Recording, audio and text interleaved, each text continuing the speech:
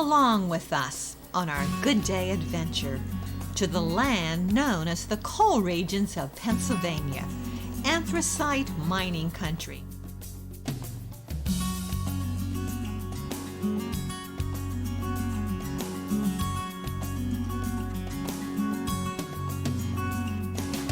Our adventure starts in Shamokin at the former Glenburn Colliery. We see the Pennsylvania Railroad serving the breaker with raw coal and hauling the prepared coal to market. Also notice the mine equipment used to haul coal and supplies into the mines.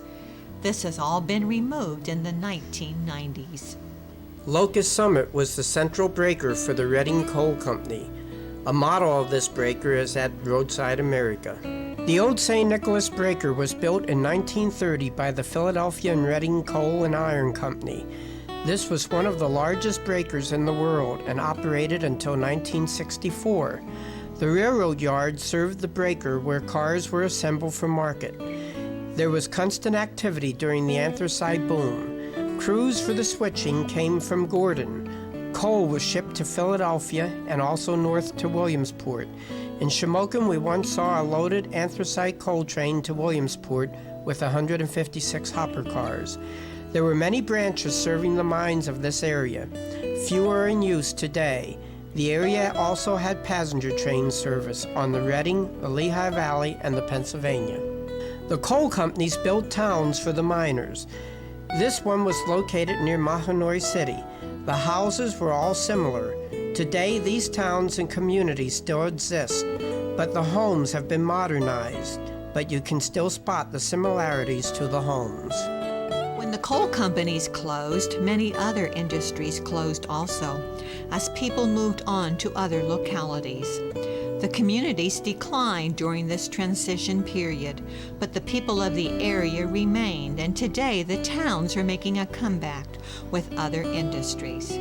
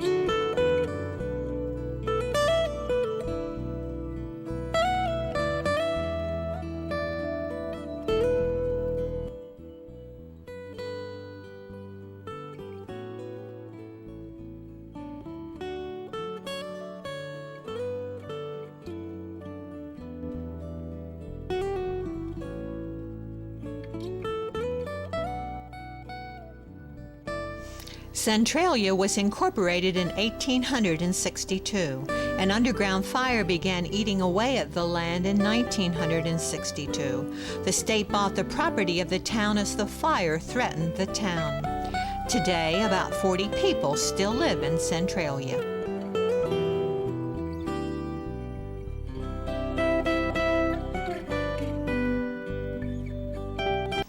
Coal is still moved out of the area. Here we see anthracite on the Reading and Northern.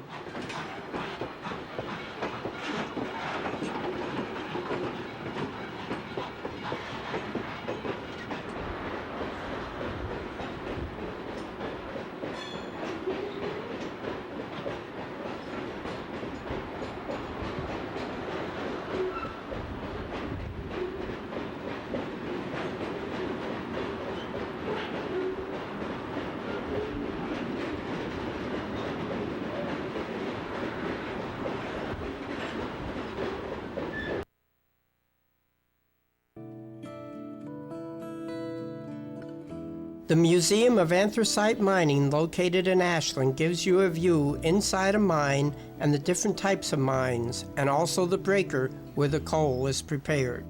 We see the shafts and the types of timbering used in the mines, as well as the tools used to perform these jobs.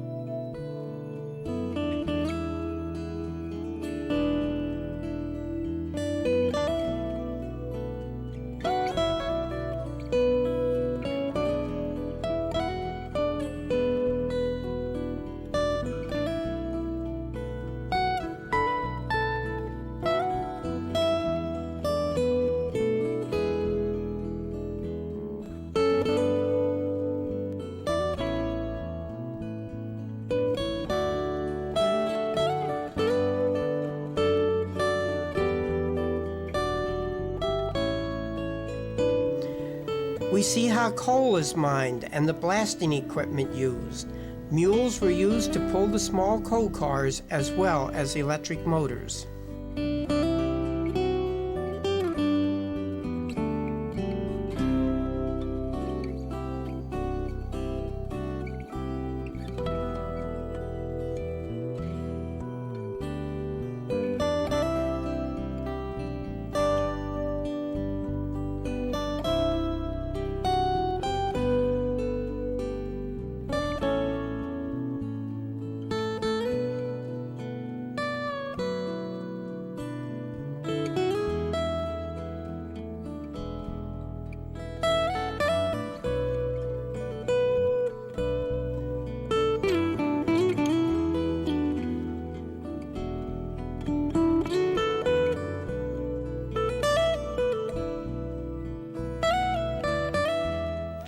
Lighting was essential. There were no electric lights used because of the gases in the mines. The miners wore hats with a light attached.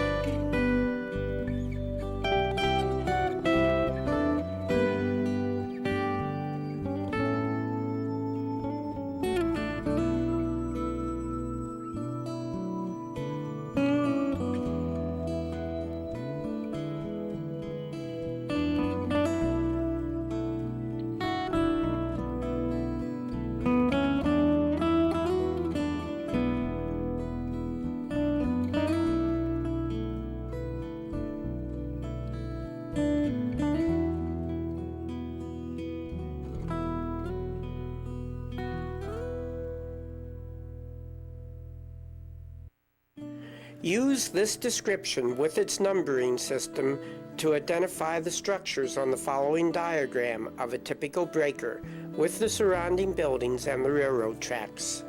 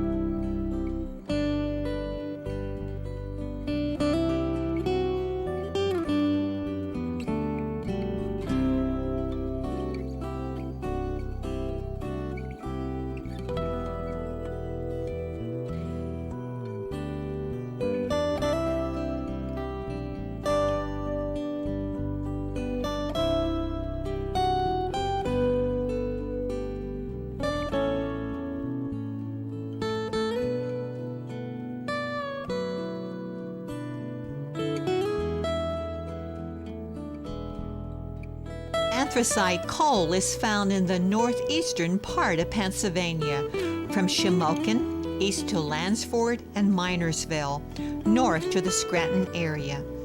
Mining hard coal was the way of life in this area until the mid-1950s. Today, very little anthracite is mined, and this way of life has vanished.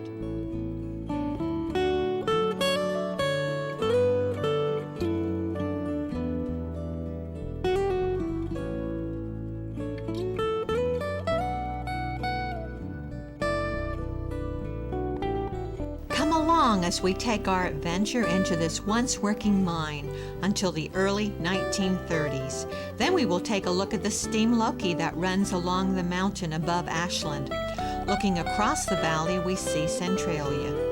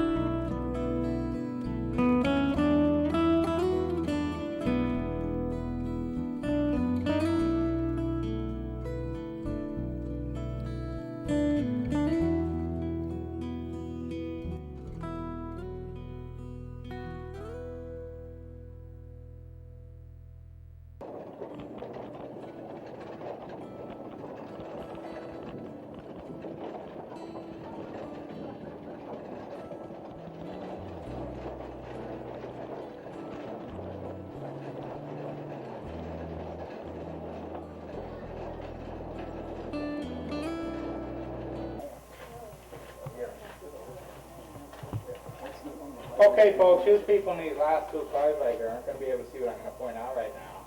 But when I'm done talking, I'll move the cars in slowly. Everybody will get a good look at it. Right on my left there is an exposed vein of coal. It happens to be the Mammoth vein, which is the largest vein of coal in the anthracite field. Now, actually, all you'll see right there is a little bit of your bottom coal, about 3 feet of it.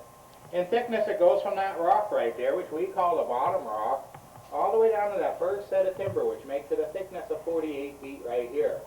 But only a couple miles west of here, the same vein of coal, the Mammoth, has been known to go over 200 feet in width. It will also go 40 miles east to 40 miles west. We're about in the heart of the anthracite field right here. Now, up we'll go with that pitch, which is roughly 60 degrees on this side of the mountain, 400 feet up to the surface. Down we'll go with that same pitch, 2,000 feet, underneath the town of Ashland, well then base, and then come up on the next mountain north of us. Now, this mine here was originally owned and operated by the Philadelphia Reading Iron and Coal Company. It operated from 1911 to 1931, at which time it was abandoned. While it was abandoned, all this timber in here, rather than collapse, it was closed. To make it the way it is today, they had to reopen and stand with new timber. What we're in here is a tunnel. A tunnel is driven north and south, all the way east and west. Now, the idea of a tunnel like this is so you can mine all these separate veins of coal in this mountain from one opening. Okay, now as we continue in here slowly, on my left there is the Mammoth vein. Okay.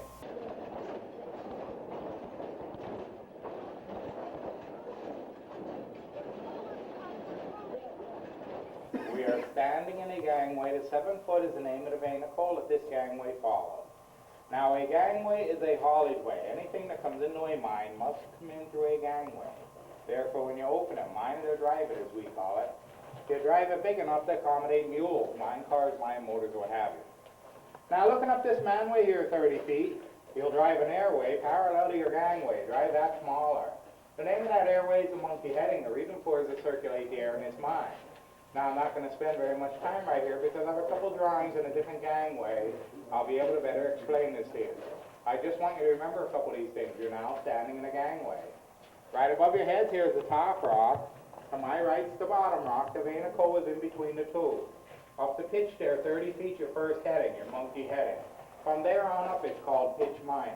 Okay, now we're going to go in here just a little bit further, some fossils to show. They're in the retimbering process in here. It's now on display in the Smithsonian Institute.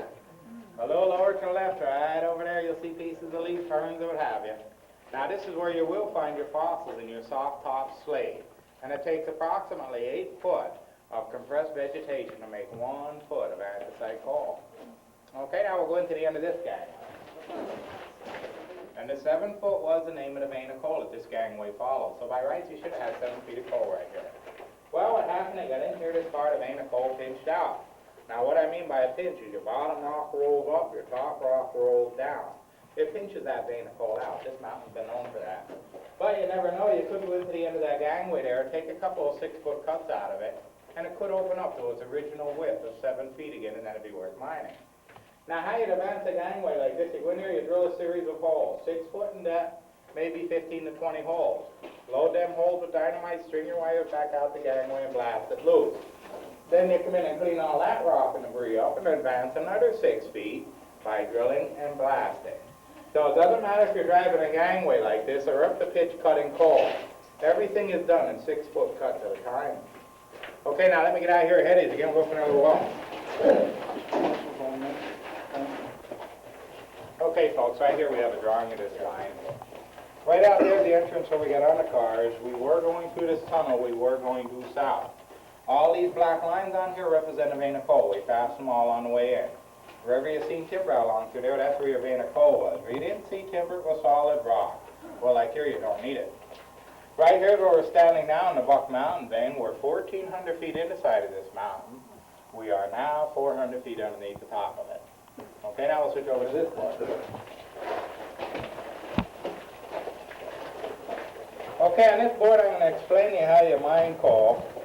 Let's just say we're standing down in this gangway right here. 30 feet up is that first heading, that monkey heading, like I showed you back there in the 7-foot vein. From that first heading on up, I call it pitch mining. Simply because all your anthracite coal is on a pitch. Roughly on this side of the mountain, it's at 60 degrees, just the way this drawing shows you. Each morning you have 2 miners going up what we call an upcast manway. That's a 3-foot manway in each side of this box. This box is going to hold that amount of coal they're going to blast loose for their shift.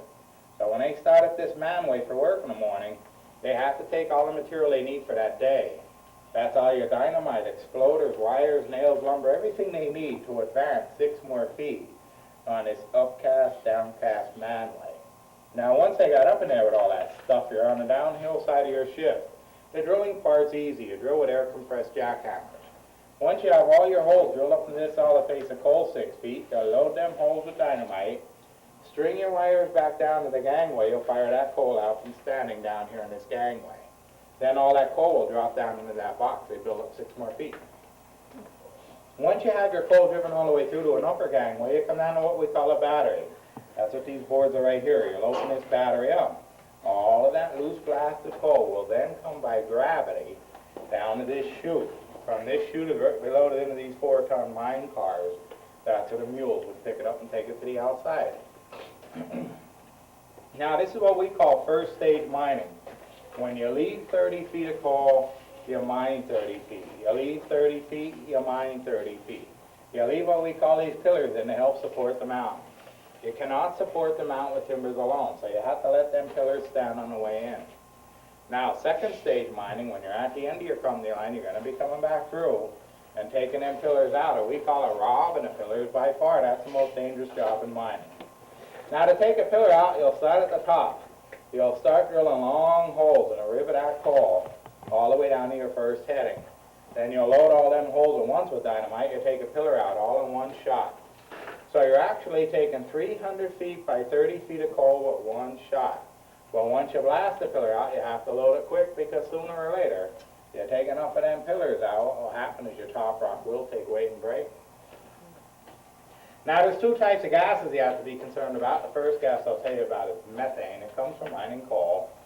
Methane's very light. It's also highly explosive with the right amount of oxygen. Now, that lead miner on his way up this manway for work in the morning, he has a lamp like this with him. We call this a safety light. Methane's light, so hold this lamp up high as he can reach. If there's methane up there, it will come within the top of this lamp, come down there and roll around as a blue flame. The reason this lamp doesn't ignite methane is because of the construction of it. There's 2 cone-shaped screens in here we call gauzes. They're precision made. There's so many holes per square inch. Now, what them gauzes do is they dissipate the heat. They don't allow this flame to come to the outside, or else this lamp would ignite methane. Your second gas is black damp, which is simply air without oxygen. It's heavy, it lays low. So to check for that, you put this lamp down low. Again, if there's black damp down there, it will come within the top, come down there, either put that flame out, or that flame would start to flicker. Both of these gases are deadly. Right here you have a standard 4-ton mine car in the chute from which it used to be loaded. Now this being a tourist attraction, it is damp in here. In a working mine, it's usually very dry and dusty. Now the miner would be in charge of loading this car with coal, would have to sit on that platform right there, my light shining, and he'd dangle his feet down, even though it was full. There'd be that much dust and dirt floating around in here, even with the type of light I have on. Most of the time, he wouldn't have been able to see them couple of feet to tell when that car is full. Now, of course, from breathing in all that dust and dirt, where you get your black lung. Right there's a chalkboard, today's date, somebody's initials on it. That's one check station. There's 4 of them in this mine. It's a state law that requires that a state-certified mine foreman has to come in here every morning to check this mine for safety before anybody else can enter. Also in a working mine, you wouldn't have any electric lights like we have in here for fear of methane explosion. The only type of light it has, the kind of light I have on, even the mules used to have this type of light to see where they're going. Now, if you'd like, I could turn out the lights right here and show you exactly how dark it is in a working mine. Right okay with everybody here? Okay, just stand still when them lights go out. It's only going to be for a couple seconds, okay? Keep your hands to yourself now. Okay, now you know why a mule lights your ears going, so it's pretty dark in here, isn't it? Yes. Okay, now that's how much light a miner's light puts out, but you can see pretty good with that, because this is the only type of light you'd have to work with. Now, prior to the electric light, they used to have one like that one right there. It's called a carbide light. The upper chamber held water, the bottom chamber held carbide. As the water dripped down on the carbide, it emitted acetylene gas. Had an open flame chute out front of that light there about 2 inches. Now that wasn't too handy to have on top of your head if you walked into a pocket of methane.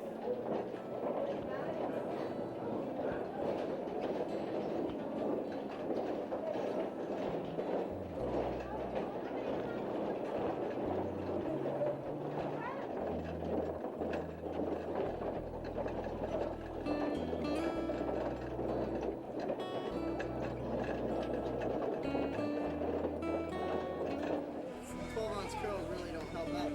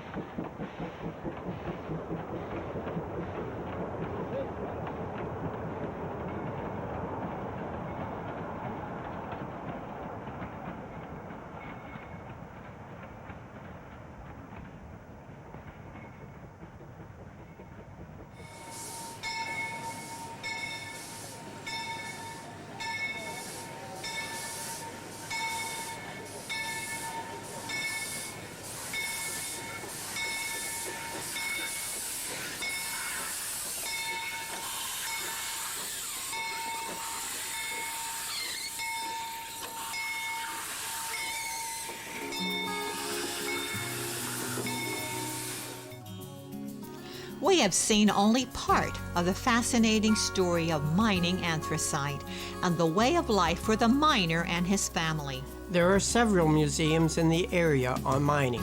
One is at Knoebels Grove Park, the village of Eckley, and at Scranton, and of course the one here in Ashland. A special message for you from Pastor Kevin Trout of Bible Baptist Church. Bible Baptist Church is a place where you can experience God's love in a personal way. If you'll make time to visit one of our services, we'll do our best to provide a wonderful and refreshing church experience for you and your dear family.